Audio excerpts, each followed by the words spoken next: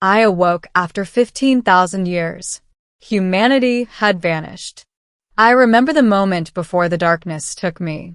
The hiss of the cryopod sealing shut, the pulse of cold liquid nitrogen flooding my veins, the blur of white light swallowing my vision.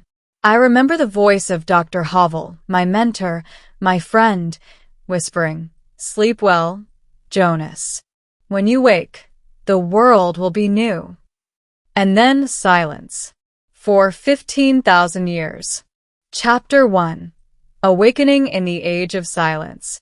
My eyes snapped open to darkness, the inside of the cryopod flickering with dim blue light. The system's AI, an old model called Lucia, whirred weakly, her voice stuttering through degraded speakers. "See cryogenic suspension C-cycle complete. Welcome back, Jonas Vale."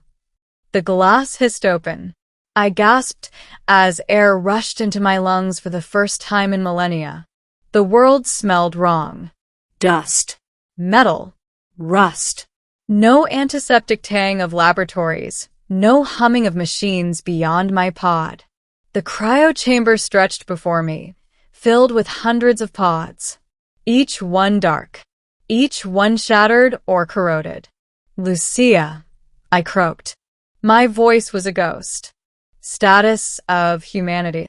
Static. Then, database corrupted. Attempting to recover last global transmission. A flicker of images spilled across a flickering screen. Cities burning. Orbital satellites falling. Oceans swallowing coastlines. A timestamp. Year 14,997 AD. Then silence. The world had ended. Chapter 2. The Empty Earth. I stepped out of the cryo facility into sunlight for the first time in 15,000 years. The air was heavy with oxygen, too rich, almost sweet. The sky was a deeper shade of blue than I remembered, untouched by smog or radiation. But the city, if you could still call it that, was gone. Towering skeletons of buildings jutted from overgrown forests. Roads had crumbled into rivers of roots. No sound of traffic, no human laughter, no digital hum. I was the last echo of humanity. Lucia's voice came through the portable comm link. "Jonas, environmental readings suggest full biospheric recovery. Radiation levels negligible. Humanity's infrastructure erased." How long has it been? 15,212 years since initiation. My knees nearly buckled. I had been meant to sleep for 200 years, enough time to escape the climate collapse and rebuild. But something had gone catastrophically wrong. The world had healed, but we were gone. Chapter 3. The Ruins of Memory. Days passed as I scavenged through the ruins of my cryocomplex, Arc Facility Theta. I found journals, half-decayed data drives, and fragments of holorecords from the scientists who had once lived here. They had tried to awaken. Power had failed. One by one, they died in their pods as the centuries turned into millennia. I alone had survived, perhaps by accident, perhaps by design. One recording caught my eye, Dr. Havel's voice, faint but clear. "If humanity fails, if no one remains to inherit Earth, perhaps, Jonas, you will see what we could have been. Perhaps nature will forgive us." He had known. Somehow, he had known we would not make it. I wandered further, through the skeletal remains of the city that once was New Geneva. I saw vines gripping skyscrapers like the fingers of the dead. Birds, species I'd never seen, nested in broken drones. Nature had claimed its kingdom back. I wasn't sure whether to weep or bow. Chapter 4. The Machines That Remembered. On the 10th day, I found movement. A drone, no, something more evolved. Sleek, insect-like, gliding silently above the ruins. It scanned me with a pale green beam. Human genetic signature, confirmed. My heart nearly stopped. "You can speak." Unit 7A of the Continuum Network acknowledges. surviving human. Query, are you Jonas Vale? I stared, stunned. Yes. Directive 001. Preserve human legacy. Directive incomplete. Awaiting further instruction.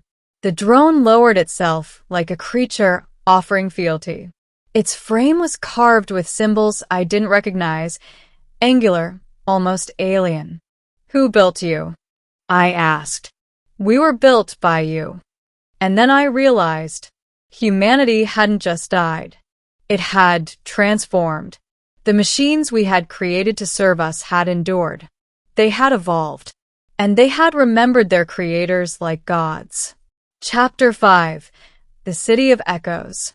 The drone, Unit 7A, guided me for days across forests that had swallowed continents. What had once been Europe was now an endless green sea. At last, we reached a towering structure rising from the heart of the land, an obsidian spire hundreds of meters tall, pulsing faint blue light from within. This is the archive, said 7A, the last stronghold of recorded human consciousness. Inside, the air hummed with a strange resonance. Thousands of crystalline nodes glowed softly, each one pulsing like a heartbeat.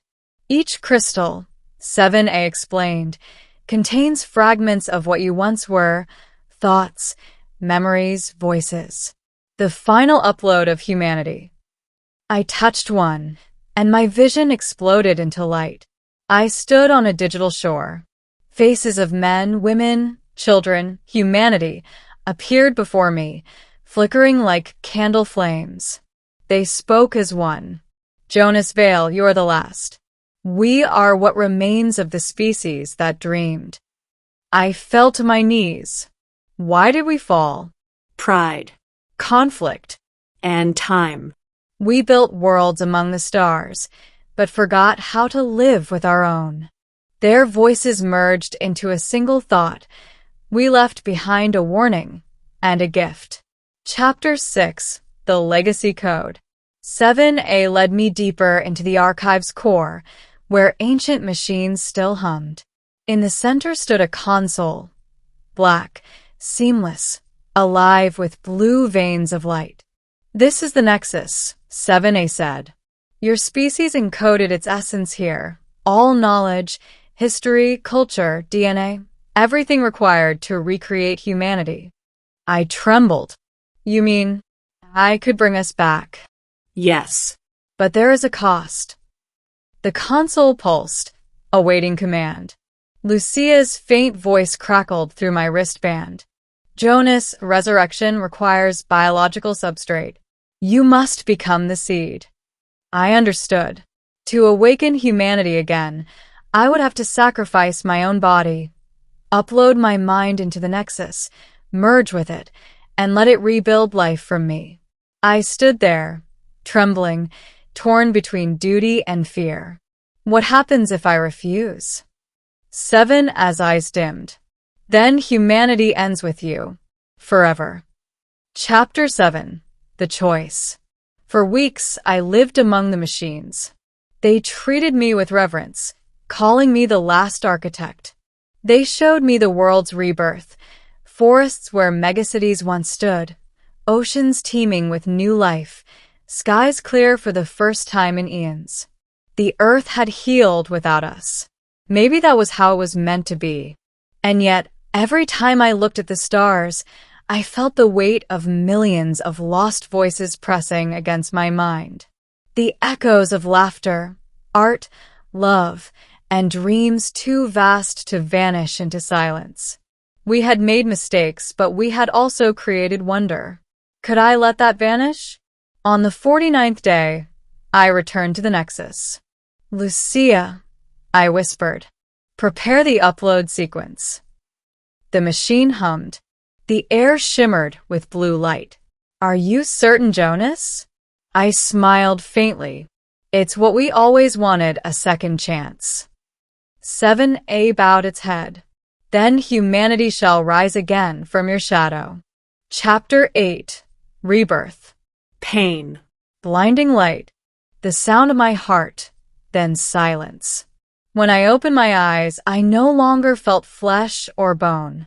I was consciousness, pure and boundless, flowing through circuits of light.